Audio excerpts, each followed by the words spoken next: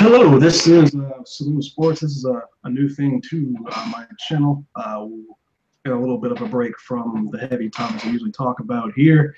And what this is going to be a show about pretty much the NFL. Both of us are Dallas Cowboys fans, so we're going to focus it around the Cowboys and what's going around with the team. We'll talk about the NFL in general, go through predictions of games and whatnot, or also during next season's MLB season. Now that one's wrapping, seasons right now is wrapping up, but we'll go into it more next season. We can talk about the World Series when it starts as well. We're just going to see how that goes. And I am Walter Yates, and I'll throw it over to Ben to let him introduce himself now. Hey, how's it going? My name's Ben. Ready to talk about the Cowboys. And I guess that leads us up into everything that's been going on this season. Like it's coming off the bye, and I guess the big topic to start off with is the Ezekiel Elliott situation and suspension, non-suspension, injunctions, non-stay on injunctions, more injunctions and more stays, and all that entire situation that has been a topic of conversation this entire season. It's definitely been a topic of conversation this entire season. With just this week, Awesome. This week, the suspension was. Then there was a preliminary injunction on the suspension again, which will be another ruling will be made in the next 2 weeks.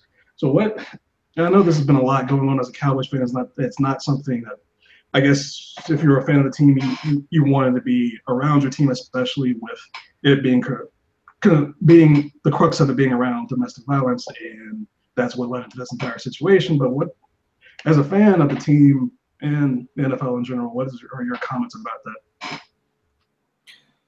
Well, I'm just ready for this whole thing to be put to bed, really. I'd like to see – sure, we'd love to see Zeke play, but at the same time, ready to just put it all behind us. And that's kind of at the point where I'm at is like there's Ezekiel Elliott. If you want to be honest about his decisions thus far, since he's been a professional and this situation took place while he was presumably at Ohio State, is that he still has not quite grown up yet. I mean, there was an incident at the club. There was the incident about walking into a marijuana shop while you're a Dallas Cowboy in the NFL, and the rules around marijuana, and especially with Randy Gregory's situation, you being a teammate of his, even though he's away from the team, and you're very aware of what that situation is. And if he did anything, in my honest opinion, even though I know the courts ruled in Ohio, it's like, well, we don't have enough evidence to pursue forward. But if there's any inkling that he did anything, he probably should be suspended, and this would be a good wake-up call for him. But right now, he's fighting it. There's a lot of money on the line. He spent a lot of money. So, I mean, if he is honestly innocent, you can understand why he would be fighting it. Even if he did something wrong, you can still understand why he'd be fighting, because that's a lot of endorsement money, and especially with everything that's going around with what just happened with Harvey Weinstein and the Me Too situation and everything that's going around with domestic violence and the NFL's problems. And the past, he wants to maximize his time in the NFL and make money. So there's hundreds of different ways to look at it. It's really, I mean, as far as being a fan of the team, like I honestly just want to know, like, who is this guy as a person? We're probably never going to have a definitive answer on that, and that's kind of the shame of all this in this process. It's just pretty much going to procedure of, was the process fair to Ezekiel Elliott, and not whether he did something or didn't do anything. So that's a little at this point, all kind of losing focus as to what the whole thing was about.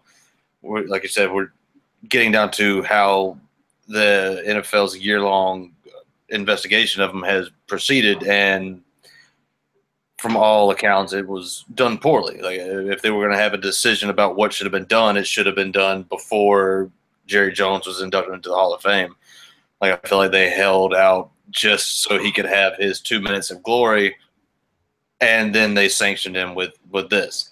Like, it doesn't make sense on the NFL's part. It could have been done a lot better. And yeah, as far as the process, I mean, 13 months for an issue like this, I mean, that's kind of getting even slow for the regular court system. I mean, they didn't lobby this ruling that they were going to suspend for 6 games until after the canceled Texans preseason game. So it was getting ready for week 1, and it was I believe it was that Tuesday of the week. That's why it was allowed. They gave Cowboys a grace period because I believe it was usually if a ruling like that's made, it needs to be done by Tuesday for the player to play. They'll let them play in the next game. It was done on like a Wednesday, so it's like you can play week 1. Then the NFLPA started challenging the ruling if the whole process was fair, and then got into this. So yeah, this is a situation that could have been done, and now he gets to play 2 extra. That particular judge is on vacation. Right. Yeah, the judge is on vacation right now. I get it. I mean, don't get me wrong. I love watching Zeke run the ball. I love feeding him. That's great. But we just need to get this whole situation behind us. You know, there is a lot at stake for his career, perception-wise with the public. And so I understand why he's fighting. But at the same time, like you said, there is something wrong, then he should just go ahead and accept the punishment, get it over with, and then come back. Hopefully, before we're in a playoff, I realize we're looking for right now, but 6 games from now, we could very much be out of it or in the thick of it. Yeah, and that's going to the football side of it. I mean, this year he's not putting up the same numbers that he did last year. That's mostly due to the offensive line, but we'll get there a little later. And so I mean, it's not. So I mean, he's not been the same player. And Brian Broaddus, who's a former scout who does a lot of scouting for the Cowboys.com website, has basically said he's brought up the situation whether would the Dallas Cowboys be. What would you think the record would be after 6 games if the suspension came through at the beginning of the season and he just took it? Well, 3-3 probably would have been a realistic expectation. To be honest with you, I did not expect the team to lose to the Rams. I didn't think it was going to be a blowout like a lot of people thought it was going to be. I was like, no, the team's better. I just expected them to win that game. I honestly would have still looked at that season, especially with what's happened with the Giants being that's a whole entirely different story. I honestly think if Darren McFadden and Alfred Morris were still running the ball, could have been 4-2, even without Zeke. Right. I don't think that while Zeke is by far better than each of those two individually, I think running them as a tandem, we would have had this a big drop off from Zeke. Like we could have had him serve the suspension and then come back full force and just finish out the next, 12 games or 10 games, excuse me. What we're saying is we're talking as a mere football perspective and just going to like what has the team on the field been affected. And so I've done some scouting using all 22 footage and that's what we're going to be doing here as well is breaking down college tape for the coming draft, and that's something I enjoy doing as well. So we're going to be doing a lot of scouting on Saloon Sports as well with Ben and Walter. And that's one of the things looking at, like teams would have approached the Cowboys differently. Like the box has been loaded all year. And with Darren McFadden and Alfred Morris, like just go back to the Alfred Morris 70-yard run a couple of weeks ago. He wasn't touched for 15 yards, pretty much. And that's because the box wasn't loaded because Alfred Morris was in the backfield. That is presumably the looks that you could get with Darren McFadden and Alfred Morris all year. Teams have not been double teaming Des Bryant.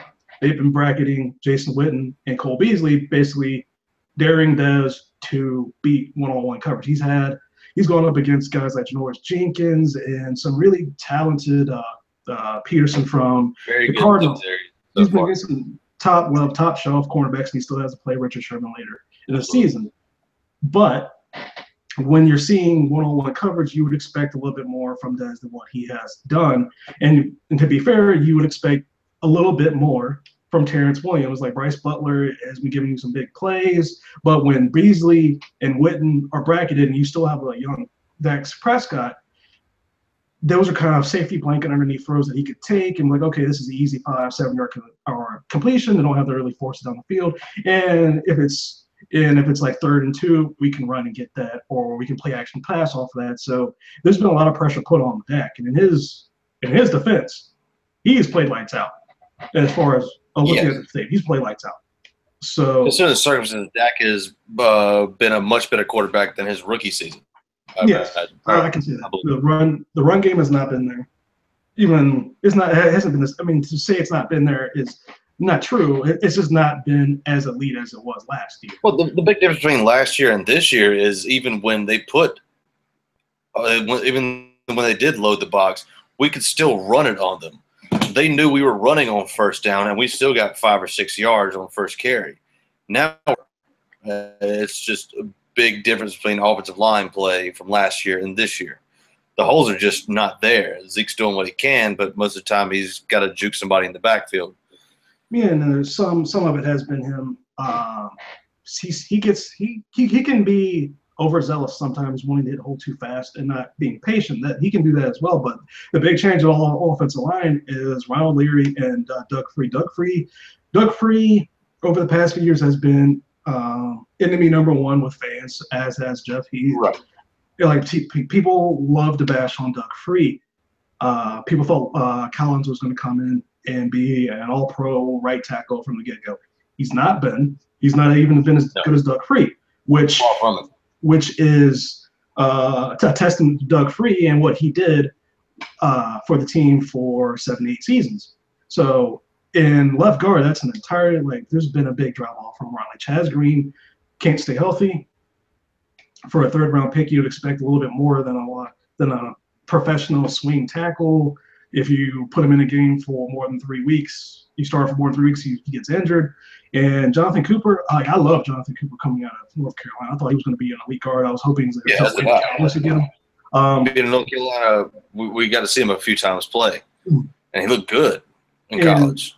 But from what Brian Bronis has said, there's been his mobility has not been there. It's something about his hips. He's been injured a couple of times. He bounced around from the Chiefs to I believe he was a Chief when he got drafted. And then the Patriots. Then he got here, and we don't even know if he's actually starting this week. We don't know if Chaz Green or Cooper are starting, but Tyron Smith, left tackle. Cooper was drafted by the Cardinals.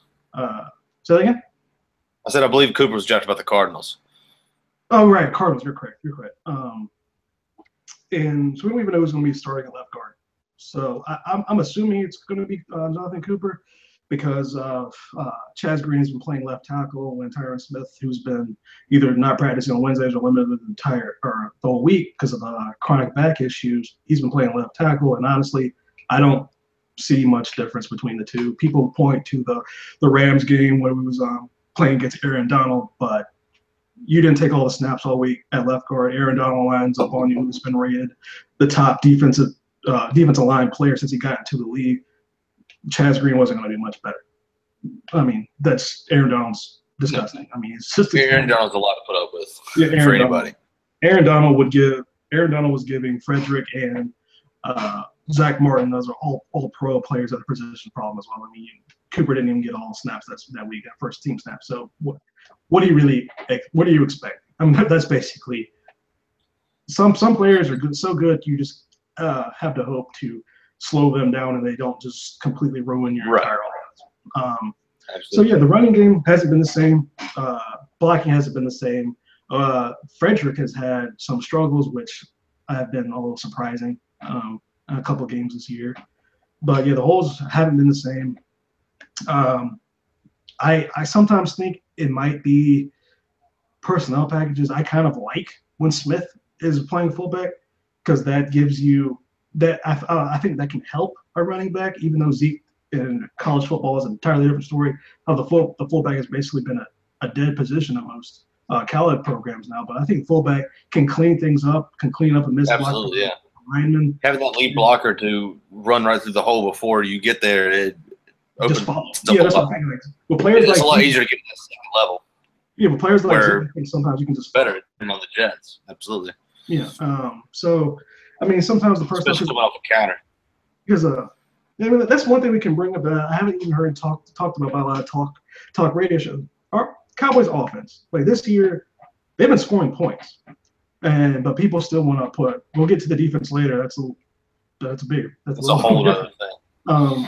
But when you watch other teams play, because I watch a lot of other games to like scout and everything, there's a lot of different formations, there's a lot of different movements, there's a lot of different looks. Dallas Cowboys offense, there might be a reason for this, but it looks a lot like it did during the early '90s and Jimmy Johnson. It's like it's basic. We're going to do this thing that we're good at. Go ahead and try to stop us. That to me is a little.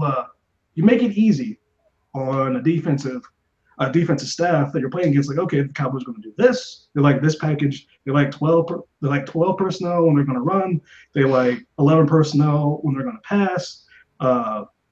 So when you get things like that, I don't know. What's your opinion of how the offense looks and what we're seeing from Scott Linehan and what they're asking of the offense?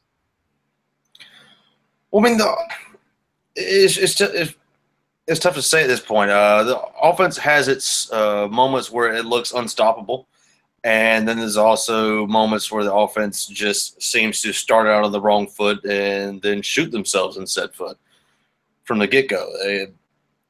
Like the Green Bay game, we could move the ball all through the first half. Like there was no problem what we were trying to do, but then coming out of the second half, we just seemed to couldn't get anything going until we were in the 2-minute drill late, or the fourth quarter, and then we couldn't get anything done in the 2-minute drill.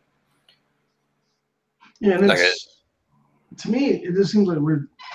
I mean, the Cowboys drafted Ryan Switzer, and he had the muff punt, which might have cost him the game.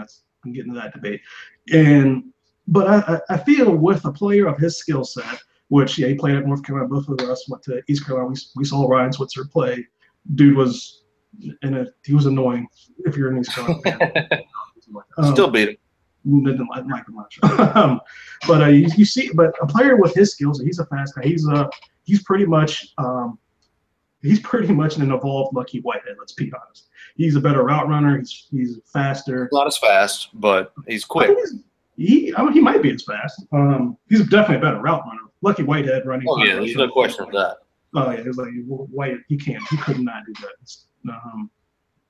But I think when you have a player like him, we could see. I still don't see why we don't see packages where a Switzer and Zeke are in the backfield, and you have a tight end. It's like give a defense that look, because you could get a power run with Zeke, or you could get a sweep with Switzer, and Switzer's fast. Like heck, why not even run an option off of that? Just like fake the Zeke up the middle. They bite on that. Run an option with Switzer. I know you don't want your quarterback taking that kind of hit, but give them something to look at, or just have it a ready and sweet. Pitch it out to them. You got to make the defense think about that type of play long term. Like fake it, but they need to be honest about it, which would at least hesitate the linebackers so Zeke could have a little bit of a bigger hole when he goes up the middle. Like just offering that as a possibility opens up things in the offense. But I think what I guess frustration a lot of Cowboys fans have with the offense, and it's seeming it's not quite there when you see teams like this year. Even though they lost the past year to the Chiefs, their offense has looked ridiculously different than it has since I can remember. Like they haven't been this, like especially Alex Smith. He's never been. He goes from, I guess if you want to rank, say there's 4 tiers of quarterbacks in the NFL that are starting quarterbacks in the NFL. Alex Smith went from a top of the tier 3, which is pretty much what we would call a bus driver, to a bottom of tier 1 quarterback in the season. Like he's making throws that I was like, that's Alex Smith, right? Like what? He never makes that kind of throw. Like he's dumping it down underneath, and basically like, okay, let's let our defense just win this game. But he's making throws down the field, and people are like, why? And looking at this team, I think breaks down to team speed at the outside wide receiver positions. Like Des Bryant is what he is, but he's not running a 4-3 down the field. Terrence Williams, he has propensities to make big drops or big catches. He's not just a straight burner.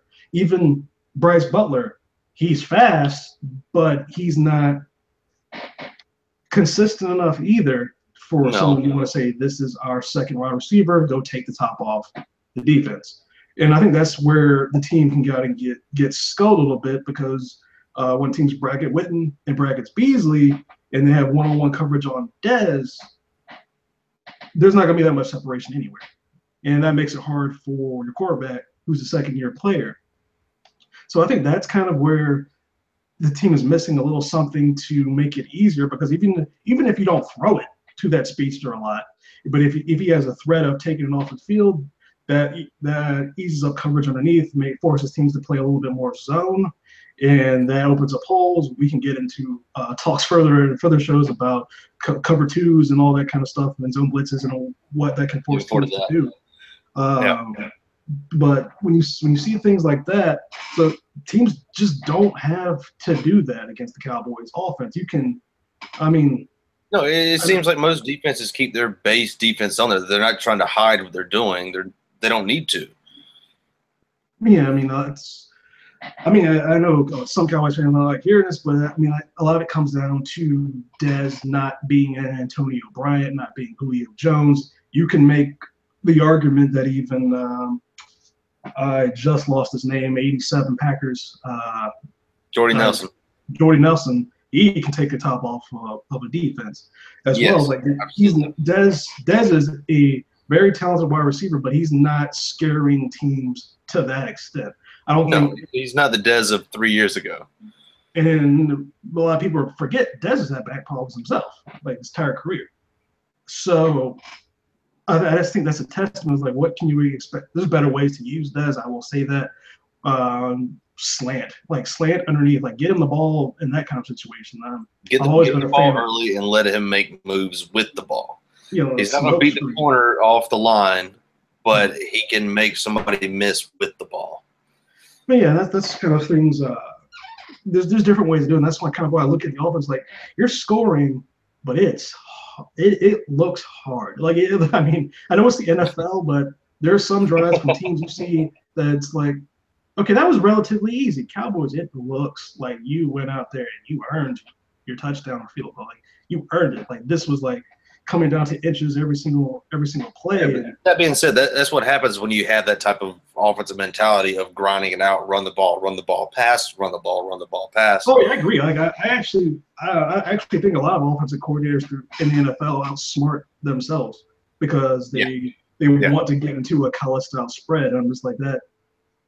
That's fine and good, but the hashes are different in college. You don't have that advantage in the NFL of having like a boundary in the field, and athletes are better in the NFL. But if you really want to shorten the game, pound away at the defense. I love watching when teams do that because it makes a difference.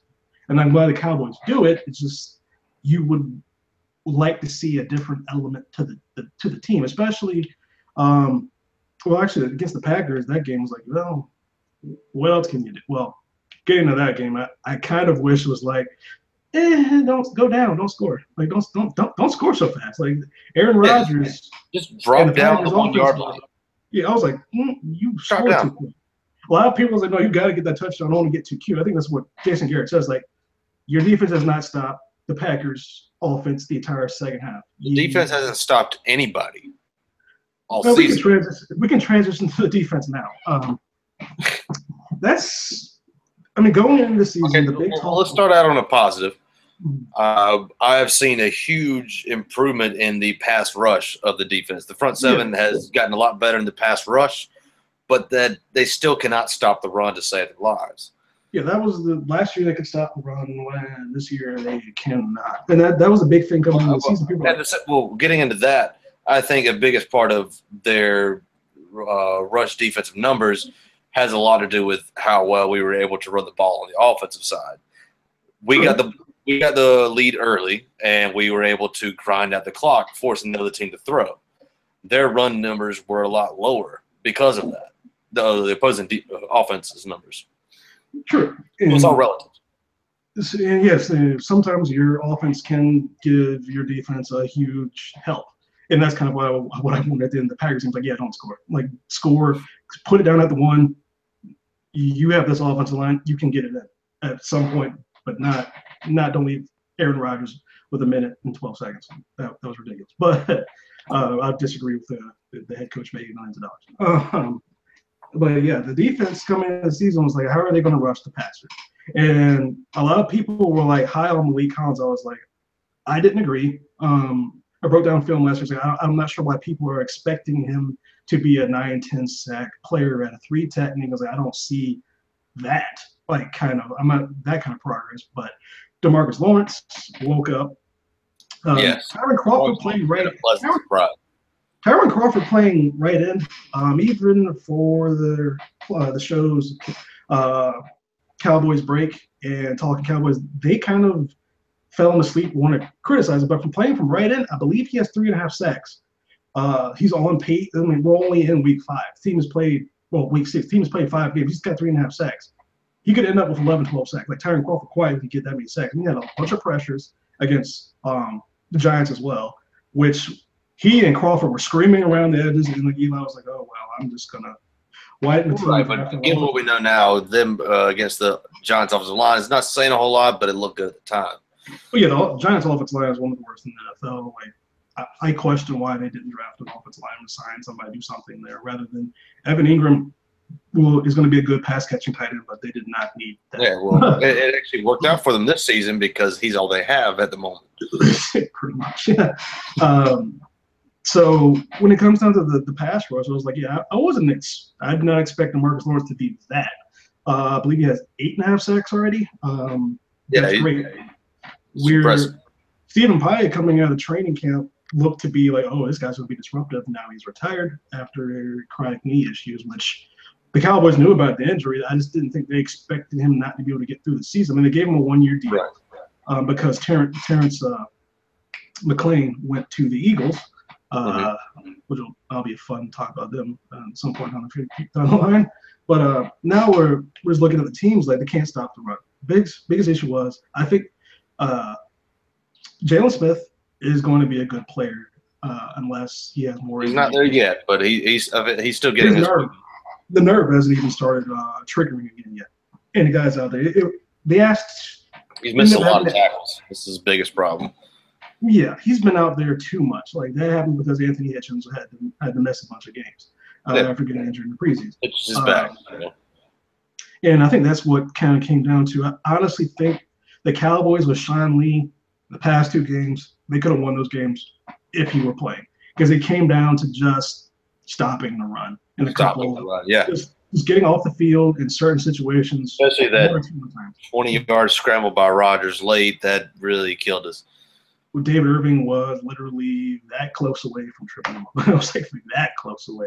David Irving, he had 2 sacks in that game. With David Irving coming back, not sure I knew the Packers would beat us. Yeah, that one was tough. Yeah. So he was stopping the run is a problem. Getting into it it seems like the linebackers aren't always getting off blocks. Jalen Smith is just not there yet. Anthony Hitchens and Sean Lee missing time has caused problems. Damian Wilson has not been who they thought they were going to get this year. And Kyle Wilbur hasn't been playing that much at Sam. So there's certain ideas like on things like that. I don't see the Cowboys slanting the line that much, not that many stunts. Like they're just pretty much going up there. You try to get upfield, that's Rob Marinelli's staple. I mean, you don't expect him to change that much. He has the Deacon package, which somehow did not work his first couple of seasons as defense coordinator, but now that's getting the most pressure. Like they used that against the Giants and couldn't stop it. So I mean, when it comes down to the defenses. But my question is that they're even the biggest problem? Like a lot of people again point at Jeff Heath. I don't think he's been anywhere. I don't think he's been the worst safety on the team, unfortunately, to say that, since the other guy is a first-round draft pick a couple of seasons ago. But I mean, that's where it comes down. Byron Jones is one of the top in the league, but when you look at his play on the field, there's a lot left to be desired. Yeah, and he bites on play actions like up a bunch. He's been out of position. Like the safety play hasn't been great, but I don't think. I think Byron Jones is more suited as a cornerback. He just moved to safety out of necessity at the time. I think the right move, probably not this season, but next season, would be to move him back to corner at his natural position and then draft a safety who's more at home there. Well, they have a ton of points. I mean, that's getting into the problem. Well, they did draft Jones based on his versatility, so they thought he could make the move. And I On think they paper, were makes hoping. sense. I Oh, think when they you were look at the game hoping. film, he's better at corner. I think they were hoping that he would turn into Derek Woodson. Like, I honestly thought they were thinking, oh, we have a safety now who can come down and play nickel. Sweet. Yeah. But he hasn't shown the instincts at safety, and he hasn't really put on much muscle. He still looks like a corner. Like, he looks like a corner playing safety. Yeah, which really sucks when they're running all over us. You need a safety who can come down and stop the run. He's not that guy. He is not that guy. They've been playing. I mean, yeah, they've been playing when he's healthy, which is not going to be this week either. Cheeto, he's been getting some snaps at safety as well. Like sometimes they've taken during the team they've taken Kayvon. They've been taking Byron Jones and Jeffy Fault, put Frazier and Cheeto back there, and they've been trying these different looks. But sometimes they have Jones and they'll put Jones down covering a slot player, and they have Heath playing center field because he's honestly shown more ball instincts than Jones has in the NFL so far. But what that happens is you just leave your linebackers to you better get off the block, and if they run, you got to make that tackle. And sometimes, a lot of the times, this season that has not happened. And Woods has shown if teams had known Woods could play slot corner this well, as well as being safety, he would have not have been a fifth round. Was he fifth round pick or fifth or sixth round Something pick? like that. Yeah, he would have been around about the second or third because he's showing ridiculous versatility. And so, I mean, and Lewis has played a lot better than a lot of time. Sixth round, okay. Sixth round, yeah. And Lewis has played. Well, Lewis has caused Nolan Carroll to go bye-bye. Let's just be honest on that one. So, I mean, the run game is problematic. I think it's definitely the best part of the defense thus far has been the pass rush. But there's still problems. Like Lewis got into it with a commentator, Skip Bayless, a little bit the past week with the fade play to Devontae Adams thing, and he's saying like, no, it has nothing to do with me being 5'10". It has all to do with technique. And he's like, when you look at the play, it's like, for one, if you had saw the ball coming, you would have made the play. And yeah, if you were 6'1", you could have probably knocked that one down. Yeah. Like there was a lot of plays against Green Bay where our corners did not try to locate the ball at all. I mean, he made that exact play the play before. And that's what kind of killed me. I was like, that's the same exact play. They ran it. I was a little shocked they ran the play again because he had just made the play. Like they basically challenged it, hey, rookie, do it again. What it came out, hey, rookie, do it again. Yeah. So, I mean, like the corners, like I see a lot of promise, and I just want to see Cheeto on the field. With Lewis, I even think Marquez White could be a player who's on the practice squad right now. And we have Woods, and you have who am I forgetting? Cheeto, Woods, and Lewis. So they're trying to rebuild the secondary, but the biggest problem, I know, safety has just been. I wanted Jones to do. Like as you said, his best play is coming when he's in coverage, like when he's man-on-man slot guy. When he's back at safety, it's just like the instincts are not there. I'm not sure if that comes down to coaching. The dude's intelligent. Like if you listen to the guy talk, listen to what look at his background. It all comes down to instinct at that point. So it's definitely not down to him just not being smart enough to know it. It's whether it's instinct, coaching, what they're asking to do on certain plays. Because I think that's one of the things that I think football fans get a little bit too much into when I point to a play. Like, oh, that guy missed coverage. Do you know that? Like, do you know exactly what the call was? Yeah, maybe he was supposed to help over the top, and that just wasn't there. It's like when you see a guy trailing in, it's like we don't always know what the play was, especially on offense when a quarterback throws an interception and the receiver ran a completely different route. Who was wrong? Only the team 100% knows, and they're not really going to tell you. Even sometimes you'll see the quarterback take the blame for it. When even we saw this with Romo and Dez later on, they admitted like, yeah, Dez didn't run the right. And Tony just took the blame for it. But yeah, sometimes I think it's unfair. Tony showed a lot of blame during his tenure. Yeah, that's a 2-hour show we could talk about at a different time. That conversation, especially as it comes to national sports media, because it is unrealistic expectations. Oh, you undrafted you undrafted quarterback, you should be Joe Montana with every throw. I'm like, because he's a Cowboy. Okay. Well, If he anyone spent else 10 years of his career without an offensive line in running game, like for and most running of his game. career, he did not have a We until smash, DeMarco dash, and cash, or what was it? You're talking about Was it Marion Barbarian, Tashard Oh. Choi, and Felix Jones? Smash, dash, and Oh yeah, that Tash. was Yeah, smash, dash, and tash. That's what it was. lasted a good 2 years. Seemed like. Yeah, Marion Barber was so slow. That's right. Marion the Barbarian. That guy was so slow. What is he running at 4.7 running back? But anyway, but yeah, I mean, when one looks at the defense, it's just hard to. I'm not sure where it's. I mean, they made a play to try to get Navarro Bowman to help with the running defense at Mike, but he decided to sign with Oakland before even taking his visit to Dallas. Well, yeah, can you blame him though? He just moved across the bay. That was the easiest thing for him to do. My only thing was like take the visit. I mean, don't get me wrong. I would have loved to have had him, but I can't blame the guy for just wanting to keep his home where it's at.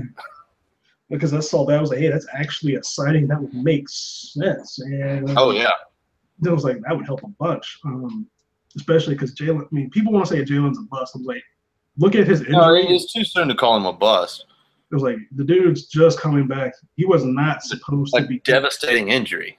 He wasn't supposed to be having 60 snaps a game at any point during the season. That was not the plan. The plan was like 10, 15 probably at most. But yeah, he's playing entire games. The first couple of games he played well. Then teams find out, oh, he's not quick enough to cover yet. He's still having problems in his leg. So they was like, his level of quickness is not there yet. Absolutely. Todd Gurley, go get one-on-one with that hobbled Mike linebacker. Todd Gurley single-handedly won that game. Yeah. Yeah, that was – yeah. And sometimes, I mean, the difference – Kudos to him. Kudos to him. Yeah. The difference a coach and quarterback coach can make for a quarterback and Jeff Goff, because Jeff Goff, Well, yeah, Jeff Goff, he's still not quite there yet, but he's a lot better than he was last season. He doesn't look like Blake Bortles. Let's put it that way. Yeah, Blake Bortles on his last leg in Jacksonville. I'll tell you that much. Yeah, he's going to follow the what's his name? What was the last bust quarterback the Jaguars had? 49er. He's a third string quarterback for somebody now. He's an active every week. I forgot his name. He played with No, not the old guy. He's still there. I forgot his name. He was with the 49ers last year. I can't remember his name. Oh, Blaine Gabbert. Gabbert, yeah. Blaine Gabbert, yeah. Can't throw Blaine, I can't throw a swing pass. Gabbert. His rookie year was like, wow. That short pass just eluded him his entire career. Out of Missouri. But yeah, it's just like looking at this defense. Stop the run. I don't know how. They're going to try to figure out something to do up front. Maybe they start disguising things more on the defensive side. Like we were saying earlier, Rod Marinelli, he's been in the league a long time, but he's gotten to the point where it's kind of a vanilla defense. Like, there's not that many stunts. There's not that many attempts at trying to hide what you're trying to do in coverage. Oh, yeah, or hiding a blitz. It's just – I feel like for the past 2 seasons they've been playing bend, don't break. And that just – which 2 years ago when our defense was bare, it made sense. But now that they've spent the last 2 drafts trying to rebuild it, you would hope that they take the next step forward and try to, add new wrinkles to the defense. His entire philosophy, when you hear him during his weekly talk with the press, is pretty much, I don't care about yards, I care about points. And I'm like, I hear you, but when it comes to minimize yards, you can minimize points. Because it seems like always my biggest problem always on third downs has always been 3-man front, deacon front, everyone plays off coverage and zone, just let him get a couple yards. Let's go ahead and get 7, 8, 9 yards if it's third and like 15 and make tag. I'm like, yeah, that switches field position. I don't like it. But that's his philosophy. Yeah, but yeah, like when you look at the Rams, everyone's standing up switching sides, doing all this. But when you look at the Cowboys, like left fin, right, and 3 technique, 1 technique. It's, I mean, there's no disguising other than when he throws up a quarterback blitz. Corners sometimes you do. Actually, I can see when it's coming. Like there's certain keys that Skandrick does, and mostly is the one who's coming on the cornerback blitz. That's like, oh, Skandrick's coming. I'm sure some quarterbacks see it now and be like, oh yeah, Skandrick's coming on this play. He tips his hand sometimes a little bit too early. But yeah, there's not a lot of exotic plays on offense or defense or exotic looks. They pretty much say we're doing this, we're going to try to maximize how we do this and go from there, because that might be a reflection on when the defensive coordinator Rob Ryan, yeah.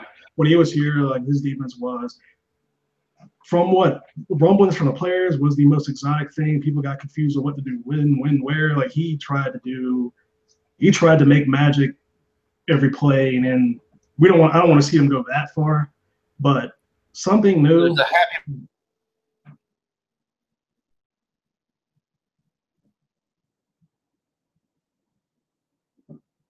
Oh, looks like Ben might be having some problems here. Can you hear me? Oh yeah, I can hear you now. Okay. Yeah, well, go ahead. Yeah, I think you cut out when you were talking about. I was saying there's a happy medium somewhere between Rod Marinelli and Rob Ryan. Like, there's got to be to at least make the offense react to us rather than just try to do what they normally do. And yeah, I guess that all comes down to the game this week, coming off of the bye. You had a week to think about, being 2-3, the Eagles being 5-1, Redskins being 3-2, I believe. And the 49ers played the Redskins this past weekend.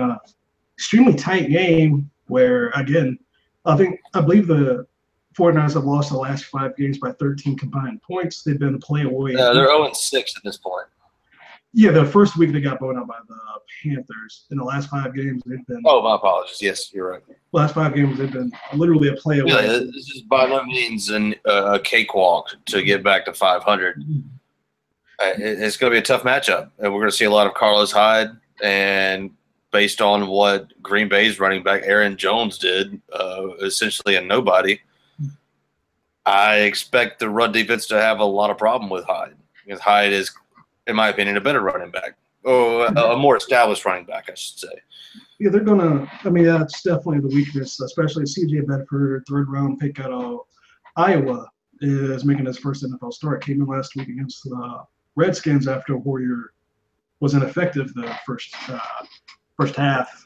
So, yeah, I mean, it would make most sense for them to rely on the established players like Pierre Garçon and Carlos Hyde. So, and when you look at the Cowboys defense, the big thing that stands out is, they're giving up a ton, over 120 yards rushing, I do believe. So, like, run the ball on them, and you have Carlos Hyde, and you have another running back there, a talented running back as well, who's been splitting some carries with them. So that's where to look at. Sean Lee is going to be back playing Will linebacker, so that's definitely a bonus. So that might help enough. Anthony Hitchens, I believe this is the first game those two are playing together this year. Yeah, I think you're right about that. So that means Jalen Smith will have less snaps, which means more effective Jalen Smith at this point when he doesn't have the whole world spitting around him. And we're going to have David Irving probably playing the 1. We're probably going to see Malik Collins playing the 3. Left end is going to be DeMarcus Lawrence, and right end is going to be Tyrone Crawford. So there's hope there. I mean, you've got to think that Hitchens and Lee together can be enough to at least hold them from below 130 yards rush. I mean, that's all you hope for. Just get them to 90 or something. Like, you don't have to be the Ravens from like 2001 and 2002 and hold them down to 30 yards. You don't have to do that. Just don't let them run at will. Take something away. We've got to make the rookie quarterback have to win the game, and I assume that's what the game plan is going to be moving forward. I assume we're going to probably load the box, probably try to limit Carlos Hyde because that is their main weapon other than Pierre Garçon. Pierre Garçon is fine, but he's also old. And we've got to make the rookie quarterback get the ball to Pierre Garçon. And it's going to be a tall order. This is the game where you hope the Cowboys can get a couple of turnovers. I mean, that's been the problem. Yes. Rob Marinelli turnovers has been a problem for a while. Since Rob Marinelli took the team over, getting turnovers has been an issue more than anything. And you just have to hope. Like, you have to figure something out to do. I mean, you can't try to force a turnover. Like, honestly, if a quarterback doesn't make a bad throw, it's probably not going to be an interception. The ball doesn't bounce a certain way. Like, sometimes turnovers do come down to just being in the right place at the right time. Sometimes it does. Like, every time the ball hits Orlando Scandrick in the hands, it's going to be an incomplete pass. I mean, there's certain things you can do. Like, Orlando Scandrick probably has the worst hands in the NFL. Like, I've seen him drop about 13 interceptions off the top of my head since he's been in the NFL. It's just nice pass breakup, Orlando. Thank you for that. Yeah, and it was the same as Terrence Newman. Terrence Newman was never a ball hawk in his own right, but he was good at just knocking it away and staying with the receiver. He was fast enough too. So we just have to. I mean, you would think that maybe this week they'll try to. Rob Marinelli's been throwing out some more blitzes than usual. Maybe this week they'll do that. I'm not sure you'll have to with the pressure you're getting, but if they want to try to force a turnover, you might see some linebackers trying to shoot gaps and force Bedford to make a decision. I'm gonna try to hit the read underneath. I'm gonna try to throw this ball away. I'm gonna try to force a throw, or I'm gonna take the sack. And if he starts forcing throws, you have to hope a safety, Jeff Heath, somebody in zone, someone there, Byron Jones makes a play on the ball. Yeah, I mean, the only really ball hawk that we've had has been Sean Lee. And now that he's back, I assume there's going to be a lot of cross. As an offensive coordinator, he's going to try to simplify the offense for Bedford, and it's going to be a lot of slants and crossing routes. And if that's the case, then our pass rush should be able to put enough pressure, if not be able to get to him, to where those balls will just bounce right into the linebacker's field, which bodes well for Sean Lee. I think Sean Lee needs to have a big game for us to come forward. But then again, that could be said for every game that we have moving forward. And Sean Lee's going to be the guy on defense. Yeah, and breaking down like the 49ers offense, defense, their entire team. Honestly, not a lot of talent. There's not a lot of talent. They're playing tight games, but when you break them down, there's not a lot of talent, but there's a lot of competitiveness there. Yeah, football is one of the main sports where it's not always about the individual talent level. It's about how you play together as a team. They're playing ridiculously hard. They're playing ridiculously hard because they're breaking down the team player. The players like, wow, this is not that good. And you like see the quarterback was Brian Hoyer, and I'm like, wow. And honestly, their offense hasn't been the biggest problem. They don't have the best stats, but the defense has been giving up points and points and points, and that's where all their main draft picks are on defense. So when you just like look at the team, it's like, wow, how are they this competitive? I mean, they're 0-6, but like they could be 5-1 when you really look at it. It's like, and you look at it, it's like, wow, this team plays hard. Well, right now their point differential is 113 to 146. It's a 33-point differential. They got smashed by the Panthers and then all the other teams. So it's a little, I don't know. I mean, you would think they could beat a team that just cut Navarro Bowman and basically saying, yeah, we're passing on the season. We're not going to go to the playoffs. But you look at them, it's like they have a good enough running back to cause problems. CJ Bedford was like, what the hell does he have to lose? I mean, he has everything to gain. If he plays good enough the rest of the season, maybe the 49ers don't try to sign Kirk Cousins. Maybe you say, CJ Bedford, we're going to run with you. Maybe. We don't know. Kyle Shanahan evidently is a quarterback whisperer and makes quarterbacks play outside of mind, see Matt Wright. Yeah. So, and the good thing that Bedford has going for him is the running game. Or the running game is a fresh quarterback's best friend. Ask Dak Prescott. Ask Dak Prescott. Absolutely. And that's the And that's kind of the thing where that's what concerns me, honestly, because I don't know if Rob Marinelli is going to try to switch things up and do exotic things with the defensive line, try to do more games, try to do some stunning the line, just go all out. We think they're going to run this week, to stunt the entire line, try to clog up every single gap on that side. Someone play backside run, and just try to stop them. Like that's sacrificing a pass rush, which I'm sure Cowboys fans that hear this are like, no, we can't do that. It's like the one good thing we have on TV. Yeah, but we got to stop the run. The team has to stop the run at some point. Just go all right. out. Stop it. Because the Cowboys, if they want to win the NFC East, they have to have this game. Go 3-3. The Eagles are playing well. Carson Wentz, when he was coming out, I said, this is the best quarterback in the draft. Well, Wentz and Cousins are both playing phenomenally well. But as much as I hate to admit this, we need to root for the Redskins to win. It pains me, but I mean, that's because the Eagles. Because if the Cowboys have lose, it'd be great. Yeah, Cowboys have 2 games left with the Eagles and the Redskins, and there's no reason why the Cowboys could not win on all 4 of those games. I mean, there's just no reason. There's no reason why. But you realistically have to have this game to have a chance at winning the division and not stare at 9-7 or 8-8. And that's what bothers me about this game is I'm assuming they don't really travel much, or Rob doesn't travel corners much. Pierre Garçon is definitely still a good route runner. I don't think he warrants you changing your entire defense to cover him. So I think they're going to be fine with that. But when it comes down to the run game, it's just I don't honestly. I'm in your shoes. Load it up. Play Jeff Heath down. Dare them with their receivers to beat you. They have a speedster who never really shows up. I can't remember his name. Like Marquise something. Godwin. He's fast, but make Bedford make him do it at least twice. Make him beat you deep twice. Like make them just try to take away the runs. Like, hey, CJ, beat us if you can. Like just make them. Like you have to force their hand. Like don't just play cover 2 and basically be like, okay, we're going to. You got to make the rookie quarterback feel uncomfortable in the pocket. And so I mean, I don't know. Like, I'm scared to death of this game, but when you look at the Cowboys' offense going against the 49ers defense, 49ers defense gives up a ton of points. They've given up points to everybody, which again is weird when you look at who they're playing on defense and all the capital they put into their defense.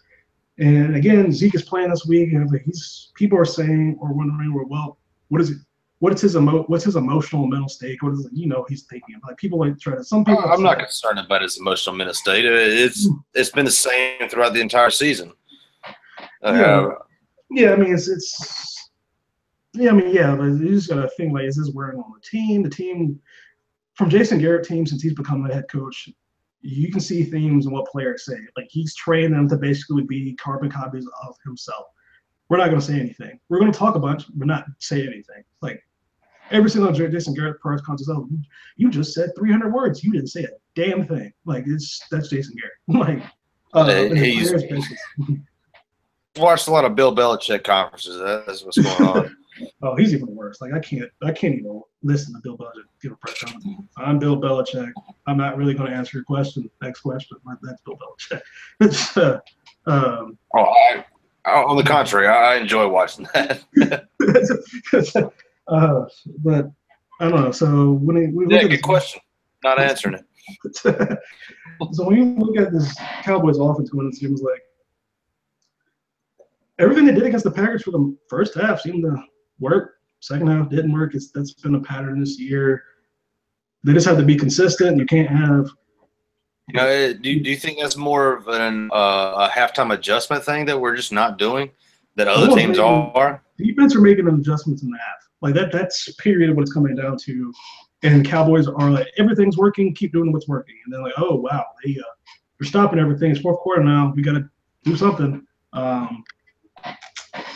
It's frustrating. You really can't know unless you're in the locker room. Like what's going? Like what? You guys is not changing anything. Like what's happening? Why are they now suddenly stopping everything that you were doing? I don't know. Like this game is like How much of that is the play calling in the second half? Do you think just like going into it that they're trying to stop, just not working?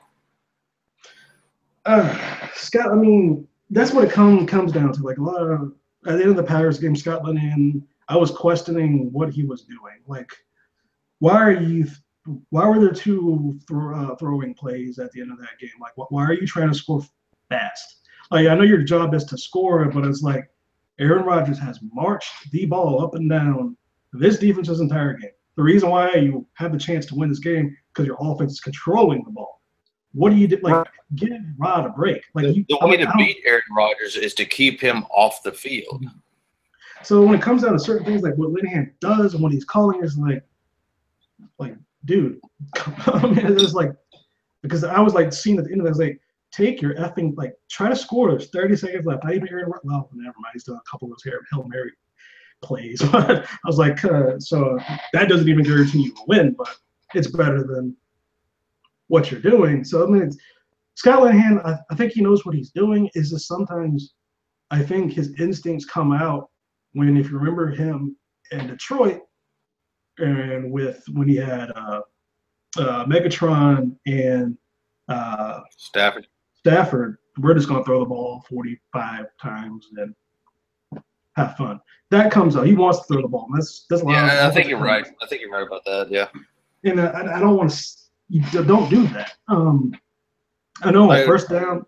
There's a lot of coaches, or offensive, defensive coordinators spots that if we're not where we need to be at the end of the season, it may be time to start looking at replacements. That comes down to Jerry and when he wants to have a. I mean, it's still a little early to say that. I'll admit that, but at the same time, they've been around for what, 4 seasons, 3? When did Linehan get here? 3 years ago? Yeah, something like that. It was definitely before the first Green Bay tragedy. Oh, Bill Callahan. Yeah, after Bill Callahan. Oh, yeah, Bill Callahan, yeah. After Bill Callahan was demoted to offensive line coach, and they forced him to stay after years. That season. Yeah, then Linehan came in, and it's marginally better. Hey, I don't quite understand. Like my biggest concern, and especially when it comes to this game, is offense. Be consistent throughout the games. Like again, like Terrence Williams needs to beat up on. You can't drop that kind of pass in the way you drop it, and it results in a pick 6. People are like, "Oh, that's on Dak." Hit the receiver in the hands. Receiver lets ball get to body. Ball bounces off shoulder pads. Ball falls in the hands of defensive back. Defensive back scores. How's that on Dak? Like, I mean, that's not on your quarterback. You can't. Yeah, I mean, Tony Romo for that one pick that Jason Witten kind of bobbled a little bit, kicked off the back of his heel, and some Redskins players picked it up and ran it for a touchdown. Like, it's just that's just how football goes. But it's not necessarily the quarterback's fault. And with the Cowboys as he talked about, like the goal is to run the football, control the clock, which means you're limiting how many possessions you're going to have. You can't afford turnovers when you're playing that, and your defense is not top 5 defense. We don't have a top. And that's one thing we avoided last season was turnovers. I mean, Prescott only had 4 interceptions. 3 or 4. I mean, he did not turn the ball. Yeah, I think it was like 4. It was a miraculous year for a rookie, but so it's the running game's not going well. And that's what it comes down to. Like that being said, it has improved over the past few weeks. Like, it's gotten better. Well, the Broncos game, yeah, almost. But it's to run the ball, to run the clock, and we just can't. The Broncos game, I kind of just accept it for what that was. That was just a beatdown. The team wasn't prepared for that. That wasn't even close. That was just a beatdown. Like the biggest problem is on first down. Halftime. They have to do something on first down, like something new, like do something different. I was saying earlier, like on first down, everybody knows 90% of the time we're going to run the ball, and last year it didn't matter. We were still going to get 4 or 5 yards on first down, whether you loaded the box or not. And now It's just not there anymore, and that changes our offense drastically. Yeah. So yeah, that's looking at It this. changes the offense, changes the play calling, it changes everything. What would be your prediction for this 49ers game, the final score? Final score. I'm thinking somewhere along the lines of 30-21. I think we're gonna have several possessions where we're gonna get down, and Dan Bailey is gonna kick his field goals, but we're also gonna score some points. Yeah. Is that you think the Cowboys are going to win? I'm thinking 3 touchdowns, 3 field goals on the offensive side of the ball.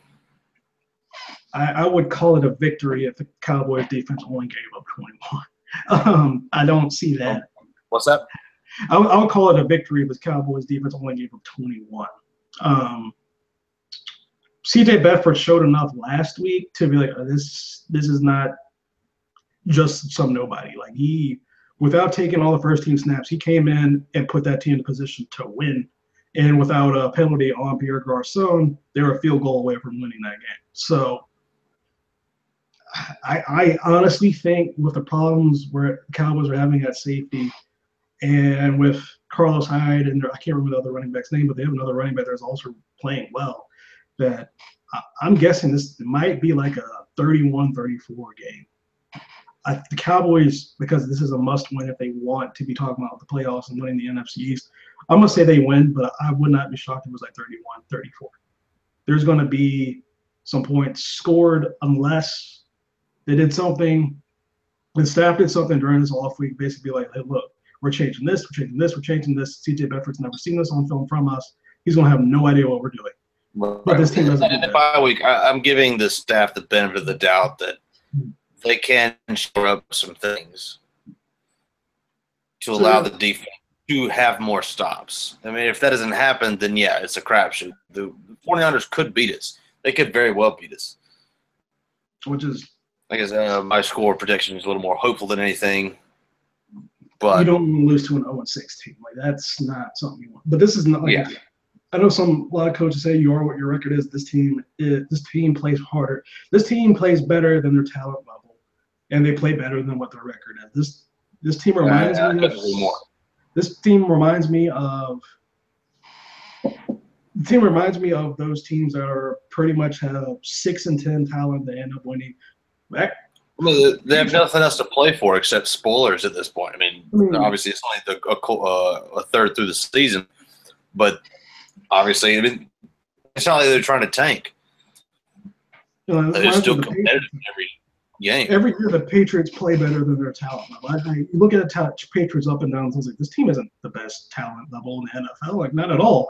But they're winning 13, 14 games. Like how? It's coaching. I mean, coaching comes down to it. This year it's a little different for them since their defense has basically no chance. So when you see this team, it's like, yeah, I think the 49ers could beat anybody on any given week. You just don't want to be that first team. There's no. I'd be shocked if this team loses every single. They're not going to lose every single game. This is not that. That team. That's not that. I think when it's all said and done, they'll probably end up with 3 or 4 wins. So I mean, I'm guessing they're going to win, but just from what the 49ers have done basically all season, it's going to be close. They're going to play hard. They're definitely not going to quit. Like if this game is if the Cowboys have like a 17-point lead at halftime and fans think it's over, they're going to quit. 49ers are not quitting. They haven't done that all year. They're not going to start now. So I mean it's going to be a close game, and I mean I guess looking around the rest of the NFL, what do you think about the landscape of the NFL right now? We can get into talking about other scores that will be happening this week. The Chiefs just beat the Oakland Raiders with like the Oakland Raiders just beat the Chiefs with like 5 last plays of the game, which that was insane. That was ridiculous. I was like, really? Like this is like a real game happening right now. I was like, that sucks to be a Chiefs fan, but the Chiefs, I think, even though they have 2 losses, I think that's the best team right now in the NFL. Their defense is. Yeah, we were talking about last night. The Chiefs' offense just selling them up. They have the most team speed that I've seen in a long time. That team is Like they're ridiculous. dangerous on every play to just break one off and take it to the end zone. They're dangerous. Yeah, they lost last night, but at the same time, that game could go a lot different. Just one or two plays. Yeah, Alex Smith couldn't play any better. 3 or 4 if you're the Oakland offense in the last play. That was like Oakland, honestly, when you look at the last couple of plays, they had no business. Don't commit foul and you win. They didn't deserve winning that game. Like the Oakland, like you're gonna drop a pass wide open in the end zone after you got held. Like you're lucky you got held. You're gonna commit a pass interference in the end zone. Oakland tried to lose last night, but they did not. So yeah, I mean, looking around the NFL, just looking at the schedule. We can go through just a scope first, and we can look at the schedule of games this week, especially the games that report to the Cowboys. Like, what do you think about the NFL right now? As far as what? I think the landscape this season is unpredictable, really. Last season, you pretty much knew who the good teams were, but now there's been a lot of injuries across the league that it's changed the landscape drastically, especially with Rodgers going down and a few other injuries across the league. Like the Giants, they don't have any receivers, but they can still play spoiler. I mean, they put a good Denver Broncos team against the wall and beat them. I was shocked. That game shocked me. I was not. And the Broncos really took it to us. So it just goes to show you that just because on paper you're supposed to be worse, that doesn't mean anything. Trevor Simeon's a better quarterback than what a lot of people say. Like Paxton Lynch, they've been trying to give that job to Paxton Lynch, and it's just like you're not good enough. We're sorry. You're not better than Trevor Simeon. Very good. I didn't like him coming out. I didn't like him coming out, and I guess after we have this conversation, we can talk about the college landscape and scouting and whatnot. But to me, this year for the NFL, there's no teams that are a step above everyone else. The Chiefs, right. I think that's probably the biggest difference between this year and every other year. Because last year when the Cowboys got going, the Jets took the Patriots to the end of the game, and it was a botch call by the refs. The Jets should have won. Yeah, like last year, you could see that, the Patriots were going to be good. The Cowboys were winning like 11 games in a row. You saw these teams that were, oh yeah, that's the benchmark for the NFL right now. This year, Eagles are 5-1. I don't think they're. I mean, yes, I'm a Cowboys fan, but looking at the team, I don't see them being, oh, we're going to go on a run and be 12-4. The team, for one, my problem with them is that wide receiver. I don't think they're that great at wide receiver. Carson Wentz, loved him. I think they're good enough at wide receiver, though. Alshon Jeffrey and Torrey gives them a good 1-2 combo. And Nelson Aguilar, he obviously hasn't lived up to his draft pick status, but this season he's looked a lot better than in years past. I think they're going to go offensively. They're going to do what Carson Wentz does, and Carson Wentz. Yeah, Cowboys fans want to hate on him, but no. When he was coming, I was like, this dude's the best quarterback in this draft. And I didn't even think it was close. I didn't think Goff was even in his league. I didn't like what I saw. No, it should have been Wentz to the Rams. Yeah, like Wentz is. He's going to be a pain in the ass for Cowboys fans for a long period of time. I think he has a chance to be better than Donovan McNabb, better than Jaws, Ron Jaworski for the Eagles. Like you're looking better than Randall Cunningham. So he's probably going to go down as the best quarterback in Eagles history from my scouting. I said it now. I like them coming up. People can look at. I'll post my scouting report of him that I did when he was coming. I was like, oh, this dude's good. He's good. Like, so in their defense, the defense is playing well. But when we look around the entire landscape of the NFL, it's just like I think the Chiefs, just because of what they can do on offense and Alex Smith playing like he is now, which no one could have seen coming. Chiefs obviously didn't see it coming. They drafted Patrick Mahomes in the first round. They were like, if anything, that could have been like, oh, you're challenging me. I remember when this happened last time. Alex Smith was like, not this time. I'm going to step my game up. And he has tremendously. He might be the MVP like this year. Yeah, all of a sudden, Alex Smith can throw past 30 yards down the field. So yeah, when you look at the NFC, the Packers I don't think they're kind of, the defense isn't that great. And they were basically surviving because Aaron Rodgers is in the lead quarterback. So Brett Hundley's had years in the offense to learn it. We'll see. I don't expect much from them. To be honest, Minnesota Vikings defense is going to tear him apart. The Troy Lions are going to outscore him. So they have some problems there. I thought, Well, yeah, but that being said, Brett Hundley does have the Saints to warm up against. That's pretty much it's a Dallas Cowboys defense with more holes. Yeah, that defense doesn't exist. They're just there for to get the offensive break. Yeah. So he's got a warm up game. It's Brett Hundley. Obviously, he's no Aaron Rodgers, but I think that with a healthy wide receiving core and Ty Montgomery coming back, he can manage the game, especially with Mike McCarthy as the head coach. He'll be able to manage the game. Like Mike McCarthy will simplify everything to put Hundley in the best position to succeed. And that'll probably be a lot of runs and a lot of play actions, a lot of bootlegs, a lot similar to what Dak Prescott does. Yeah, he's when he came out, he was like, yeah, he went around when you were expecting. He was like, a player like him. But when the NFL now is in the day and age of quarterback, throw him in immediately, I think that's bad for a lot of quarterbacks. I didn't think Dak needed to put Dak. In my defense, you have that offensive line, you have those skill players, you can do something, and he did. And a lot of it worked out because of everything he had around. It wasn't all on him to win it last year. But most quarterbacks, you're going to the Browns. Sorry, don't play that quarterback. If you want to not ruin that quarterback, don't play that quarterback. Just don't do it. You're going to the Jets. No, just no. The place where quarterbacks die. They did to themselves. They drafted Hackenberg, and I was like, that's silly. That's not a second-round quarterback. That's their fault. So yeah, when you can put quarterbacks in bad positions, but speaking of that, like Mick Trubisky, one year start. Like I have a problem. Like if a quarterback's I thought Mr. Trubisky was overrated. He shouldn't have gone that high. I understand why he did, but he only had 12 games as a starter at North Carolina. He played well. Don't get me wrong. He had a phenomenal year, but at the same time, if you're gonna bet your future on him, you kind of need to let him learn a little more before you throw him into the fire. Even though Glennon was the Bears spent all the money. Glennon was Glennon. Yeah. So I understand they're making this. They made the switch for fan reasons.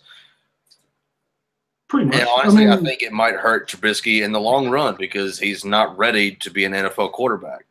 No. Like that's a problem when getting this guy. I don't think when you get just because a quarterback started in a Power 5 conference for 1 year, put up big numbers, does not mean he's ready to come to the NFL and start. Like he spent all the money on Mike Glennon. Play Mike Glennon for a bit, then you're not going to go to playoffs this year anyway. Team's not good enough. You're throwing Mitch Trubisky. That was an unrealistic expectation for Bears. Mitch Trubisky is the only thing he's going to get now is experience. He might get bad experience and ruin himself. We'll see. But like situations like the Colts, they are getting quarterback play that I'm not sure a lot of people expected. They made a trade for Jacoby Brissett. Like right after the preseason, and he comes in. He's keeping that team competitive. He's playing better, and it doesn't look like at this point. Andrew Luck this year. Obviously, we saw Brissett play well for the injured Brady or the suspended Brady last year for one game, but then he's been able to carry that over in Indy and giving them a chance to win more often than not. Yeah, Andrew Luck. I'm very impressed by his style of play. Andrew Luck's probably not, especially in not really a weak AFC South, but an even keel AFC South. Like there's not much difference between all the teams there. Like he could put them in the playoffs without an Andrew Luck. If they had beaten the Titans this past week, they were looking like a playoff team. Like he's playing pretty deep. He's playing decent enough to do that. And before the end of the season, Marlon Mack is gonna have a breakout game. Marlon Mack, the running back for Indianapolis. He is a damn good running back. And with Frank Gore getting older, Marlon Mack is going to eventually take over as the number one guy in Indy. He is that good. Yeah, they're playing well for the situation they were put in by their franchise quarterback shoulder. And looking at like Deshaun Washington's playing well. I mean, well, looking around at games this week when let's highlight the games that are important to the Cowboys. Seattle's playing the Giants. I mean, that defense that Seattle they Russell. I mean, I don't see how the Giants win that. Yeah, the game probably won't be close. It's in the Meadowlands, so they have that going for them. But that's all they have going for them in that game. Like that's it. Like Eli's just so he's if they win some games, honestly, because but at the same time, we cannot put any type of miracle past Eli. Well, he's pulled that off. He's been a tier 2 quarterback his entire career who can do things at the right times when it's needed. Yeah, his teams have gotten hot at the right time. You're right about that. He's been a better quarterback than someone like Baltimore's quarterback who got hot for a playoff and won a Super Bowl. That's the extent of what he just done. Flacco? Flacco, yeah. And let's see. Other NFC East games is the big one is Monday Night Football, Redskins, Eagles. Yeah. That game. I'm leaning towards the Eagles, but I expect a shootout. Really. You gotta hope. I mean, you just have to hope the Redskins win that game. Cowboys fans have to hope that somehow that happens. But what does scare me about the Eagles? I'm not gonna lie to you. They have a tremendous front seven. Their defensive line and linebacking core, it's very good. They stop the run, but that's not really a lot of scrimmage. I see them coming out on top on Monday night, and I'm honestly kind of hesitant when we do play the Eagles, unless we can stir up our offensive line play. That's going to be tough down the road. Washington's reliant on their passing game, so if they can just keep Cousins standing up, they have a chance. It's going to be a good game, I think. It's being played in Philly, so they have that for them. And so yeah, I mean, I guess I just hope the Redskins win, but those teams are pretty. Yeah, we need the Redskins to win. I don't see it happening. I think the top 3 teams in the NFC East are pretty evenly matched, and it just comes down to who executes better. I feel like the other 2 teams have a better defense. They have holes. I mean, Redskins have holes there. I mean, they gave up a bunch of points to C.J. Bedford last week. I mean, so they're not an elite defense. And then there's some interesting games we talked about. Trubisky's playing against the Panthers and surprising Panthers this year. And another quarterback that went really high that I think needed to go that high, Cam Newton. But so that team's playing well. Panthers are playing well. Well, Cam Newton is playing like he did 2 years ago. Like he's finally healthy again, and he's starting to find his rhythm, and really starting to understand how to use Christian McCaffrey. That was really lacking in the first few weeks of the season, but over the past couple, that offense is clicking well. Well, against the Eagles, didn't look too well. Cam Newton blew a few throws late. Maybe he should have taken some advice on those routes. Oh, Jesus. You went there. That was a bad. I couldn't help myself. That was a bad comment for him. That was a very ignorant comment for him to make. I was like, very ignorant, yeah. Dude, I can sit down anybody. If anyone sits down with an NFL player or a coach or something and they break down what happens in the route, there's no reason why a woman cannot understand that. Like that's dumb. Like, and for some of the throws he's made over his career, maybe he might want to listen to. So like, the reporter herself had some issues going back in her past. Cam Newton is also the quarterback whose management put 6'6" receivers around him, and he still manages to overthrow them. Yeah, they do have some big receivers there. Like they have huge receivers. Bunches and Benjamin and Olsen, for that matter. I know he's injured now, but they're all 6'5" plus, if I'm not mistaken. Yeah, they have the big. I think the other bigger receivers in the league. I mean, just see them. Like, I would be surprised. That's true. They're big. They're playing the Bears. I don't I just don't see him doing. Yeah, Trubisky's still not there. It's going to be a win for the Panthers. And then which could be an interesting. Tampa Bay's playing Buffalo. Yeah, I'm actually I've got the game circled. I'm going to watch that one. That's going to be a fun game.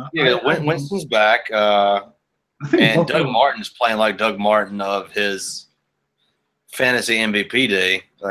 He looks great running the ball. I see Tampa Bay. If Winston's back at full strength, I think Tampa Bay will eventually take it.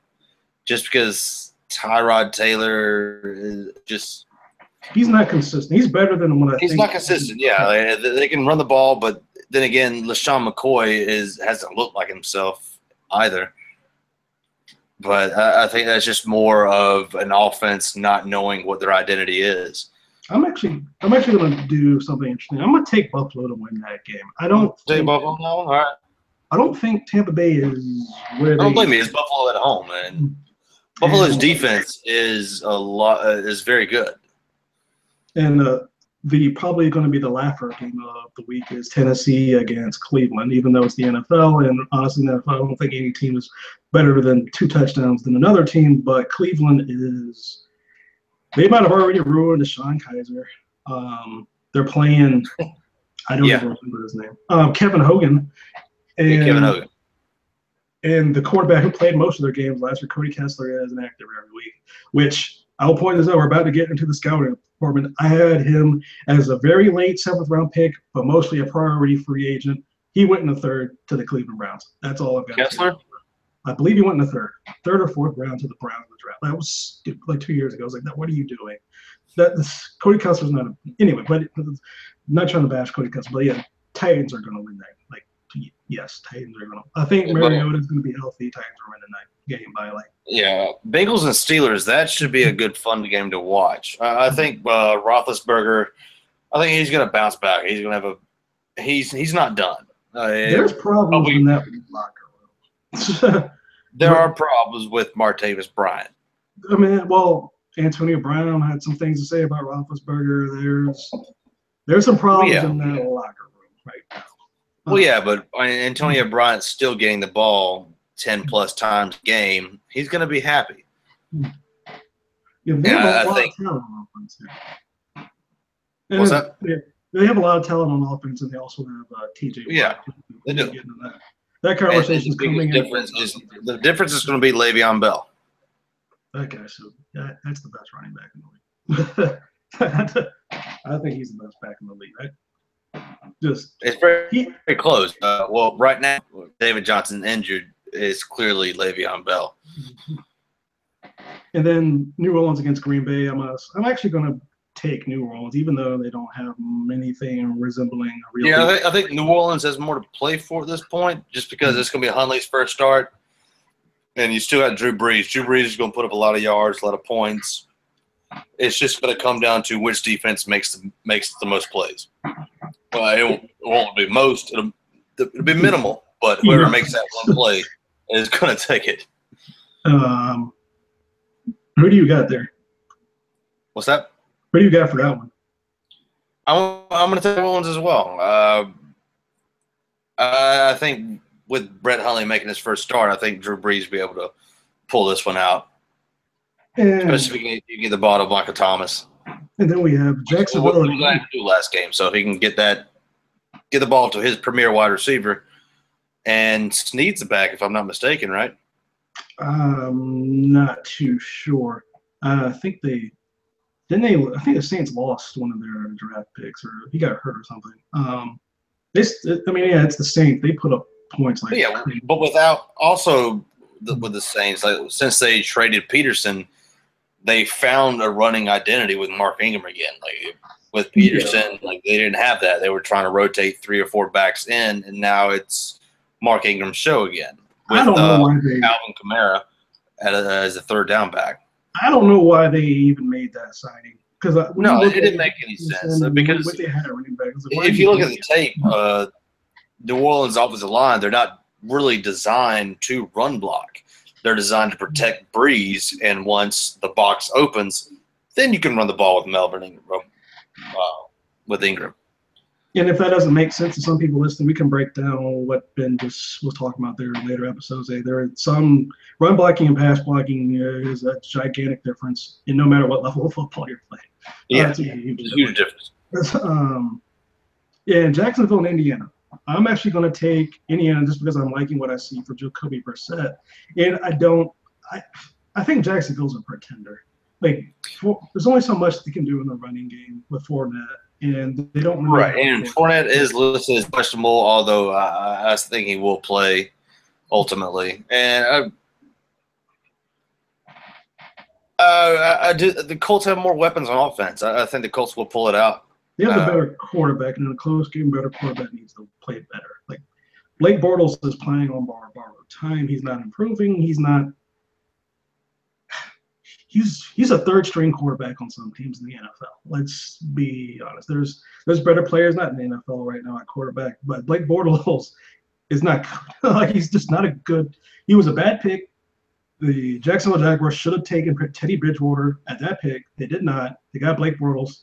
They're stuck with Blake Bortles. They don't even play Chad Henne because Chad Henne's like, yeah, he's not going to give us much either. So they're basically hoping. Chad Henne in, you know they're going to run the ball every time. That's the difference. With Bortles, you know he can at least – he's got the arm strength to throw it deep, but he doesn't have the accuracy to throw it deep. Yeah, so it keeps the defense honest just because, I think they might play a little bit deeper and maybe get an interception, and that clears some holes for Fournette. There are better quarterbacks playing on Saturday right now, but yeah. And then there's Arizona against LA. Larry Fitzgerald, if you watch him break down his tape, still a top 10 receiver in this league, which is I'm leaning towards Arizona in this one. It's Carson Palmer woke up just because the Arizona offense has been sparked by Adrian Peterson. I carried over. It's going to be a lot tougher against the Rams front seven, but I think Peterson will give them enough to open up holes for Larry Fitzgerald in the secondary, and Larry Fitz has shown no signs of aging whatsoever. Carson Palmer's woken up. He started the season pretty not good. I think he probably had a lull after he lost Johnson. Yeah, they have John Brown. They have Larry Fitzgerald. They have I forgot the other one's name, another Brown. They have a lot of weapons on the offense, even with David Johnson hurt. But Adrian Peterson is a step up from Chris Johnson, who is an ECU alum, he was not effective at Arizona. He wasn't just not. He doesn't have his 4.2 speed anymore, and that's honestly what he relied on. He never really had the greatest vision. He was just insanely fast, and that was enough for him for 8 years in the NFL to have a 2,000-yard season. I mean, it's not like he might not be done, but he doesn't have a speed anymore. And he doesn't have vision. I mean, he's pretty much done, unless someone needs someone to we're dying here. He might go to the Browns. They don't have much. The Browns still have more with Duke Johnson, Isaiah Crowell. Oh yeah, the Browns are just. I don't understand how a franchise is that bad for that long. That's another story. The Jets against the Dolphins. That's an interesting game. The Jets showed me enough last week against the Patriots that I'm going to take the Jets over the Dolphins. I'm going to believe in McCown. I've never been a fan of Jay Cutler. Oh, yeah. Jay Cutler has an arm. I want to say this one time while we're doing this. I realize this is Jay Cutler's last season, but I just want to see him on the field one play smoking a cigarette in the huddle or right before the ball snap, just one time. Yeah, that's before he hangs it up. He's the biggest critique on Jay Cutler is that he doesn't give a damn. Teammates have said it, fans have said it. He doesn't give a damn. The people doesn't care. Always question his give a damn about football and his teammates. I bet he's got his Gatorade bottle too. That's not good for a quarterback. I think the Jets will win this game. Jay Ajayi is a good running back. I liked him when he was coming out. Yeah, he's a good running back, but the offensive line isn't really opening up holes. The last game he rushed pretty well, but by and large, the rushing yards just haven't been there. And then again, that could be more a part of the Dolphins. Just the entire offense is lacking, so they fall behind early and they end up passing a lot. I just thought about this. This could be a "I told you so" game for Josh McCown because the Bears, when Cutler went down, Josh McCown actually played really well. Back him up, decided to stay with Jay Cutler instead of McCown. Right. Yeah, I forgot about that. And so this could be a "I've always been better than you" type game for Josh McCown. I don't think so because I know a lot of Bears fans, and McCown and Cutler are evidently really close. But still, his competitive size might be, yeah, we might be close, but I'm a better quarterback than you. I just don't have the strongest arm. Yeah, no, I agree. And I would actually argue, yes. Like, I watched a lot of Bears games. My Cutler had his good years in Chicago because he had Brandon Marshall on one side and Alshon Jeffrey on the other side. Just throw the ball with Matt Forte as a running back. Like, he was good because he was surrounded by talent. For years, Matt Forte was the best all-around running back in the league that never got credit as such. I love Matt Forte. But yeah, I think the Jets will win this game. I think their defense might do enough. And Jay Cutler is sporadic enough to help them out. And then we have Baltimore and Minnesota. I'm calling it looks like Case Keenum is the starter now. Evidently Bradford. He's the de facto starter. They're expecting Bradford to play at some point this season, but I think Casey Keenum's done enough to operate the offense to just believe that he can be the guy. Bradford looked like he didn't because there wasn't much around him in Houston. He had DeAndre Hopkins and Arian Foster, but that was the tail end of Arian Foster's career and a subpar offensive line at the time. But I think in Minnesota, he's kind of found his spot. Like, I think Minnesota will end up taking this game just because their defense is better than the Baltimore offense. Long-time Dallas Cowboys defensive coordinator Mike Zimmer is the head coach at the Vikings. The last time the Cowboys had a top defense was when he was coaching it. I've always liked Zimmer. But I like the way he operates. Yeah, that's last time Bradford played, he didn't look like he wanted. He either didn't like he. No, he was still injured. He was definitely still injured. And Bridgewater is coming back some point this season. We've also seen Keenum play for years, even before he was in the NFL. He's a good quarterback. Houston, he put up gigantic numbers when he was at Houston. Yeah. Case Keenum doesn't have the biggest arm, not the tallest quarterback, not mobile, but you give him time, he will hit receivers. He's accurate enough. A lot of people critiqued him playing. I was like, no, I kind of like him. If you have enough talent around him, he can win. He's not going to go win a game himself, but he's not Blake Bortles. I think Minnesota actually. I think this might be the surprise blowout of the week. I think Minnesota is going to roll them. They have a lot of weapons at receiver. They have a good defense. They can still run the ball. And they still have two decent running backs. I mean, obviously, there are no Delvin Cooks, but Murray and Jaron McCarrick. I forget. Yeah, I think so. Something like that. But yeah, McKinnon's it. They're good enough. Like when Bridgewater gets back, that if he is anywhere near the player he was or is going to turn into, that's going to be a beast in the NFC for a good time. And Keenum's keeping them above the pace, especially with Rodgers going down. Minnesota might take away with this division. And in my opinion, if Bridgewater comes back at the level that he left at, then they'll definitely win the division. Yeah, they're the best team in that division right now. I don't think it's even a question. It's not close. Without Rodgers, it's not close. Yeah, they got. But at the same time, I do think Stafford can get the. I don't think Stafford's going to win the division, but I think Stafford will. But they could get a wild card spot. Yeah, the Vikings defense is by and large 2 times better than any defense in that division. So yes, and the defense they're by far the favorites to win that. If they don't win that division, I'll be stunned. At the same time, don't sleep on Detroit's defense. They're not that bad either. Oh yeah, they're having a good start at least. And let's see what game is next. We'll talk about that one. Denver against the Los Angeles Chargers. Almost said San Diego. I don't know what to make of Denver after that game last week against the Giants. Like I don't know what to expect from that team. Philip Rivers, NC State quarterback. He's known as a trash talker. He's always good for 4 touchdowns and 3 interceptions. So we'll see what happens. But I'm gonna say Denver,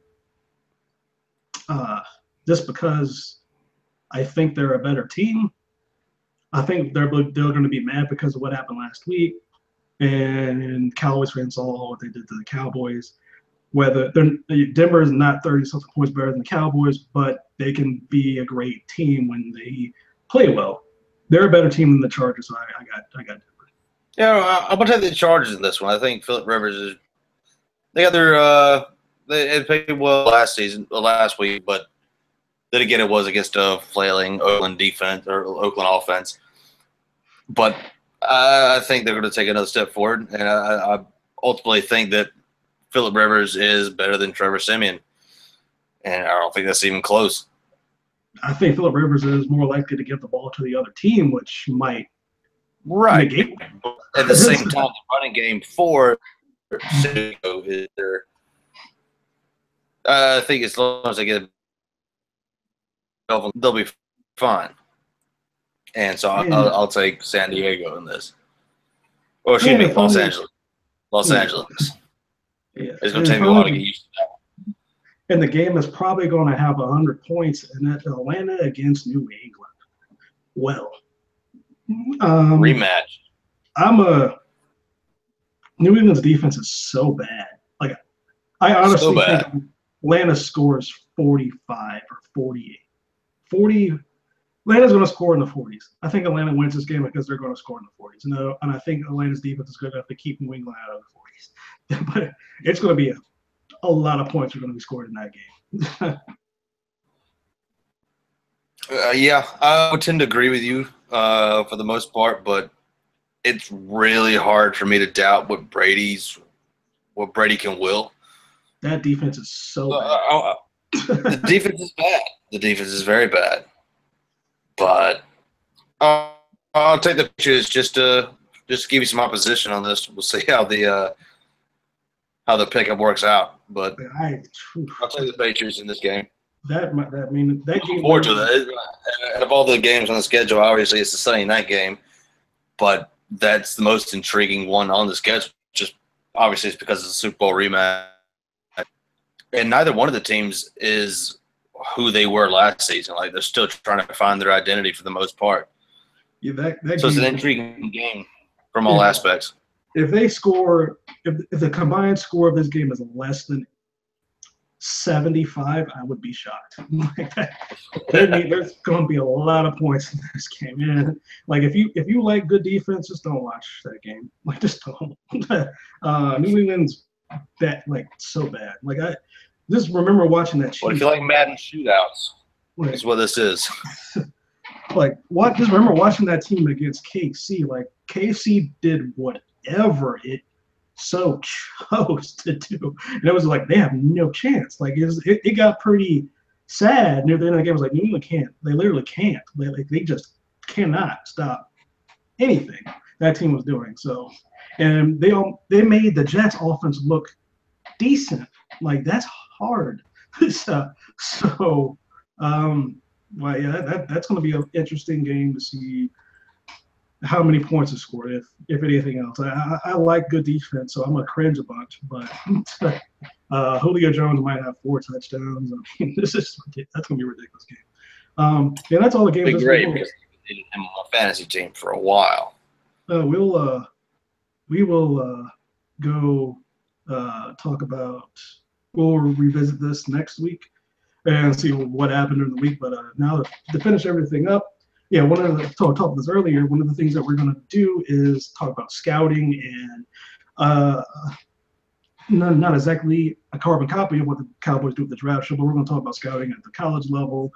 And we're also going to break down the All-22 in a couple of weeks when we get that going and see everybody's putting the footage out there and say, yeah, this is what we saw, this is what we do, and talk about more from the scouting perspective to give people an idea of what goes on.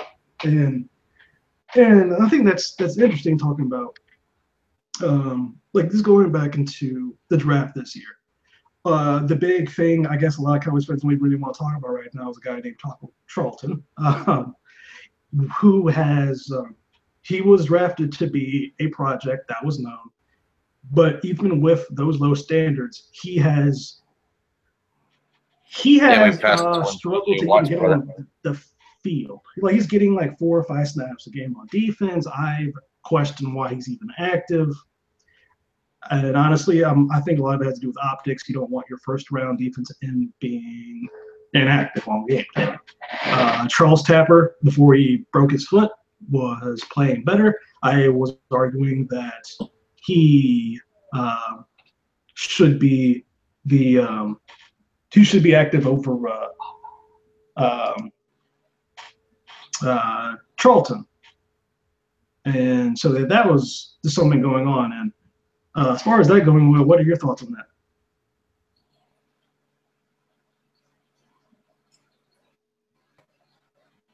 Are you still with me, Ben?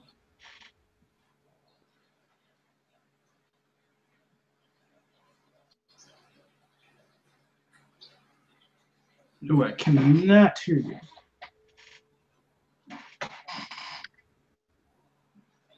Okay, we lost Ben for just a second, and we will keep talking about it. As we're talking about,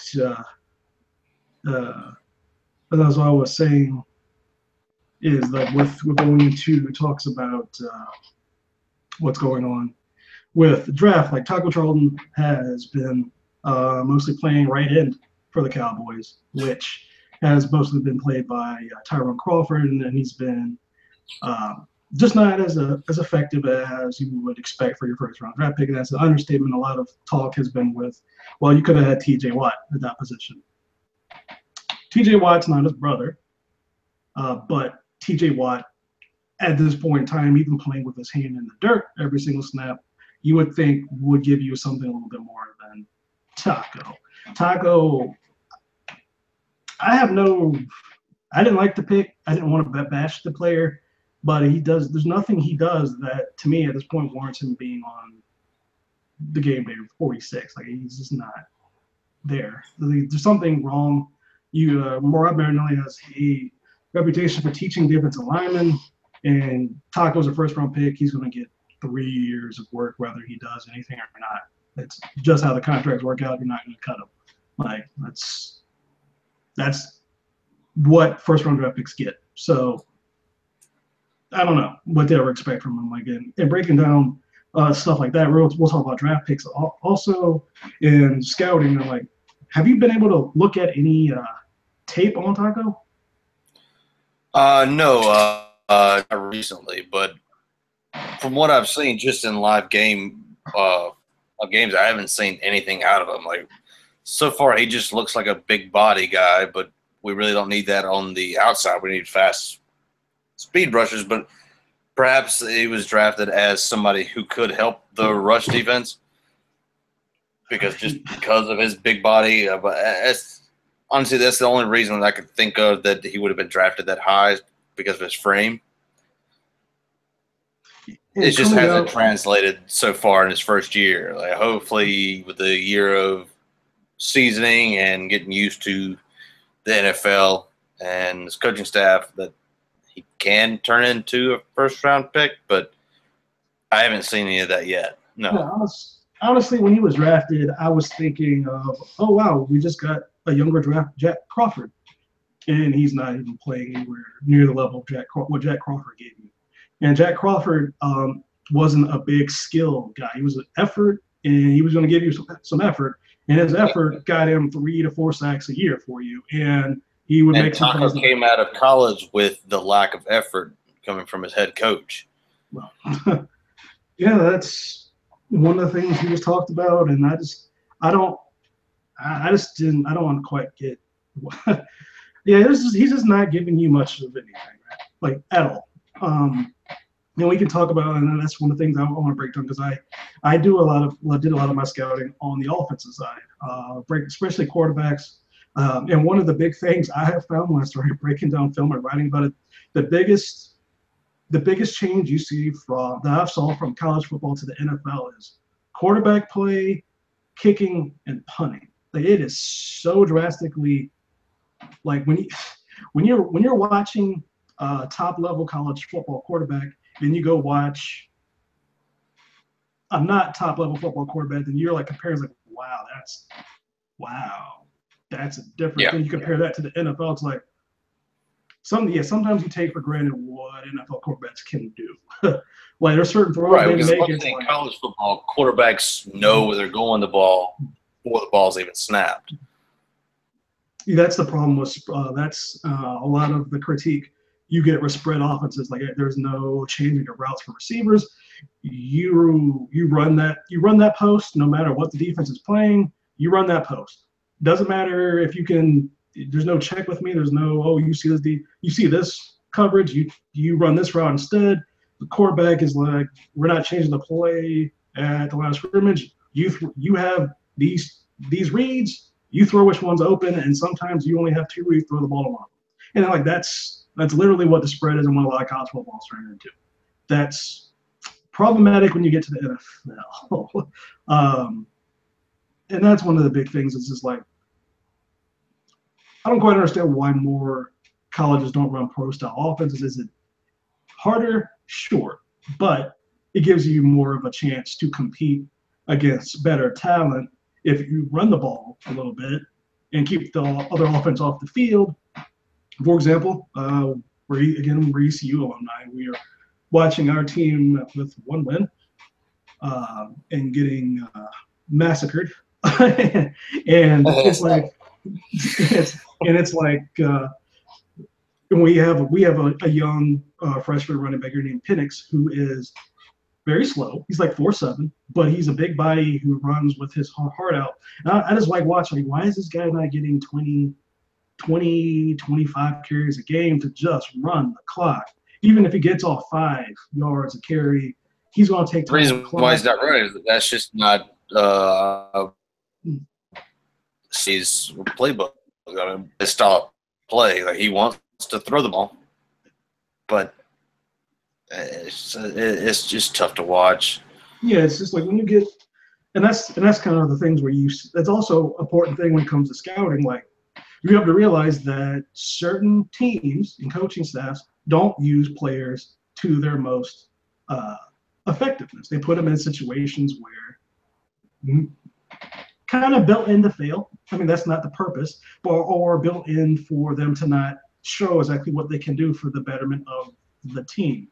And that's when it's kind of hard sometimes with scouting, like when you're scouting a receiver who played on a team that's a power running team with all 4 of them left in college football. You get that. Or you get a receiver who comes from a spread, who catches like 800 balls, but is he really that great of a receiver, or is it just the offense? Or you get a quarterback who comes from something like that, and they put up these gaudy numbers, but when you break them down, their accuracy is not where it needs to be. They hold the ball too long. They make horrible reads. Then this guy who put up all these numbers turns into a 5th-round draft pick. So I mean, like that, there's a lot of intricacies going into scouting, and I give Brian Boss a lot of credit because I just listened to what he said. Then I started looking at film. I was like, oh, that's what he's talking about. I mean, that makes a lot of sense. This offensive tackle has really bad feet. So he's susceptible to both the bull rush and he's too slow to block a fast rush edge rusher. It's like, yeah, the stuff makes sense when you start breaking it down, and then sometimes I mean, I guess you can talk more about this, but when you might not always know the play, or know exactly what was designed for a certain play, but you can start seeing what a player might have seen, and even if the player is a right fit to be in that position anyway, if that's more on the coaching staff, or is it like you kind of have to with what you got? That's the best player you have for that position, so you throw them out there and like try your best.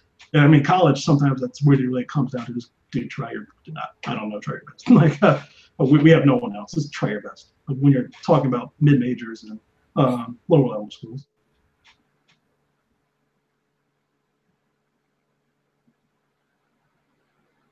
That looks like Ben froze again. I cannot. Oh, go ahead. Oh, I couldn't hear your question though. The sound went out. Oh, well, yeah. I was talking about when we have pretty much when you watch film, you may not know exactly what the play call was or what it was designed to do. But when you start like breaking down film and seeing what players are doing, you can start understanding what maybe they were seeing and what the staff was doing, trying to put them in positions, even though that player might not be the best for that position. You can start trying to understand a bit more. Is that what you see when you start looking at film? Well, yeah. Well, when you look at college football, especially with offensive coordinators, they have their own system going into it, and they can try to recruit those players to try to best fit that system. But oftentimes they're left with, just what they get, the spare parts, and they try to make that work, and that just puts those players into the wrong position, especially to try to get to the next level. Like college football coaches aren't really concerned about getting their players to the NFL. They're trying to get wins and keep their job, or get wins and move up in the rankings. Yeah, and I guess like the best example we can use is again the ECU. We've seen players here, and looking at looking at film for ECU is like there's really no one to scout right now for the NFL level. It's kind of bare. Like just to be honest, I don't really see anyone here at the ECU's program who's going to be on the NFL roster anytime soon. As far as not if we lost, not if we lost Zay, no. So yeah, when you look at teams like this, like so, for example, like if you're watching a team like for example, if a team like I don't even want to imagine what the score would be. If Alabama played ECU tomorrow, is that really good tape for you to watch an Alabama player? No, it's just not at all. It's like so when at this point in the season is like watching Alabama versus an FCS team. Like there's nothing there to watch. To be honest, you're not going to see any one-on-one matchups at all. Some FCS teams like North Dakota State, where Carson Wentz came from, that program is probably better than 60, 70 teams still in FBS. Like that team is always good. I don't know how what the players are getting, but they're well coached and they play. So yeah, it's just certain like playing the cold. And certain teams, like you just don't like when a team like from the SEC plays a FCS school who's expected to get 3 wins in the FCS, there's no value in that tape. It's just not even fair. No. The reason why the FCS team took that school so they can get $1 million check so they can keep the program alive. They're like, I don't even know what the coaches tell their players. Like, do you be honest with them? It's like, you're going to get your asses whipped. Like, you literally have no chance. Or do you be like, we have a chance if we play perfect? Even if you play perfect, you don't. Some of these teams that take those games, even if they play perfect, they're still getting beat by at least 20. And they usually don't even play perfect, and they get beat by 40 or 52. Like so some of those game films are just useless. I don't even watch them. It's like if Alabama's playing Southwest Austin, yes, I don't care. My God, there's no value in that tape. Like Alabama won 60-2. Sweet, whatever. No value in that tape. But what it is interesting is when you get like 2 projected first rounders, like at defensive end and left tackle, and they're playing a game against each other. There's a lot of value in that tape when you see matchup all those are fun matchups to watch. They don't really happen often, really, unless you're getting to bowl season. A lot of it when it gets really difficult is when you're what I found really difficult was like Carson Wentz, like scouting him.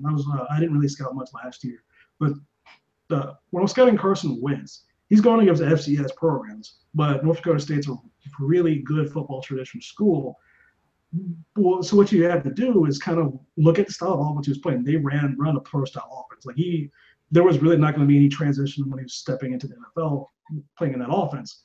Then when you see some of the throws he was making, it's like, that's an NFL throw. When you see the mobility, it's like, that's a really good mobility for my dude that size.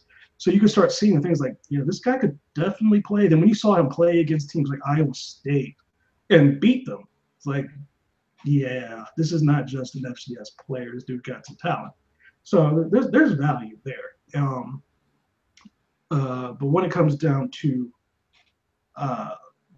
game film at the NFL level, that's kind of entirely different beast in itself, because then you see certain things open, then you see where certain blocks were missed, and then you have to question, well, what do you think the play call was, and did they execute the play call? So yeah, when you're breaking down scouting in the NFL tape, it's sometimes it can be, oh wow, I didn't know that player bites up all the time on play action, or I didn't know this guy struggles in one-on-one coverage. Wow, the quarterback missed that throw. So I think that's when you see NFL coverage, like you can see that maybe just because this quarterback didn't give up 3 touchdowns that game, that he got beat a lot and the quarterback missed it.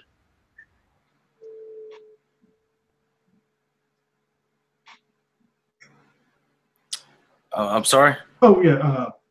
What do you get from when you were like watching NFL tape, and what do you learn from it?